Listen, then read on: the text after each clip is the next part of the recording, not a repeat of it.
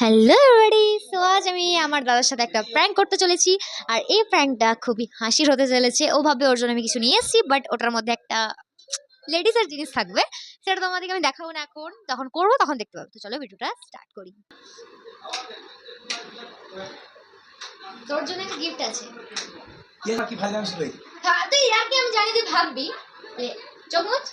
চোখে মুখে ধরতো? হ্যাঁ, টাকা হয়নি।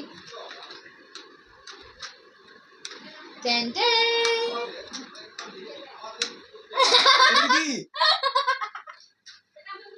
এটা আমার জন্য? ঝুমকা গিরা রে।